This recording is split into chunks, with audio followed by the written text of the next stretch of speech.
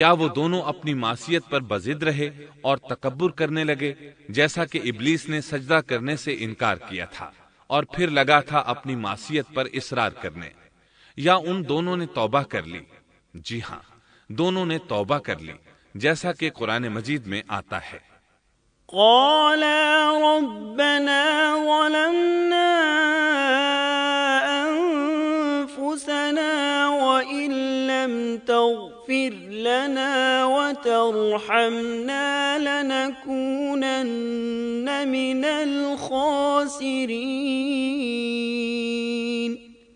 دونوں نے کہا، اے ہمارے رب، ہم نے اپنا بڑا نقصان کیا، اور اگر تو ہماری مغفرت نہ کرے گا اور ہم پر رحم نہ کرے گا تو واقعی ہم خسارہ پانے والوں میں سے ہو جائیں گے۔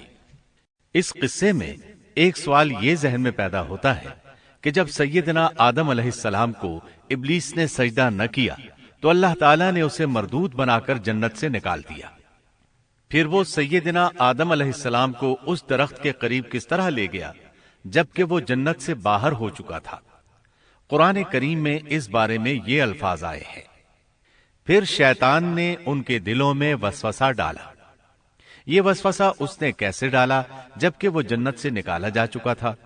مفسرین نے اس کے جواب میں لکھا ہے کہ اس نے جنت سے باہر رہ کر یہ وسوسہ ڈالا تھا۔ جیسے آج کل تار اور بغیر تار کے آواز کو دور دراز علاقوں تک پہنچایا جا سکتا ہے، ایسے ہی شیطان نے اپنی طاقت سے یہ وسوسہ ان کے دلوں تک پہنچایا۔ لگے ہاتھوں ابلیس کی حقیقت بھی سن لیں۔ ابلیس کے لفظی معنی انتہائی مایوس کے ہیں۔ یہ راندہ درگاہ ہونے کے بعد ہمیشہ ہمیشہ کے لیے اللہ کی رحمت سے مایوس ہو گیا تھا، اس لیے اسے یہ لقب ملا، ورنہ روایات کی روح سے اس کا اصل نام عزازیل تھا۔ پہلے یہ جنات میں سے تھا، اپنے رب تعالی کی اطاعت سے نکل کر ابلیس ہوا۔ اس کا علم ناقص تھا، مزاج ناپاک تھا، وہ غرور اور تکبر میں مبتلا ہو گیا تھا۔ یہاں یہ بات بھی ذہن نشین کر لیں کہ انبیاء خطا اور گناہ سے پاک ہوتے ہیں، ان پر اللہ تعالی کی مستقل حفاظت اور نگرانی قائم رہتی ہے۔ اگرچہ انبیاء بھی انسان ہوتے ہیں اور تمام انسانی تقاضے انہیں لاحق ہوتے ہیں، لیکن ان کے عمل اور ارادے میں کسی قسم کی بدی اور شر کا عمل دخل قطعاً نہیں ہوتا۔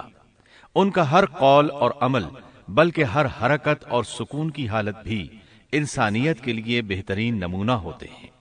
البتہ بشر ہونے کی وجہ سے بھول کا امکان ہوتا ہے،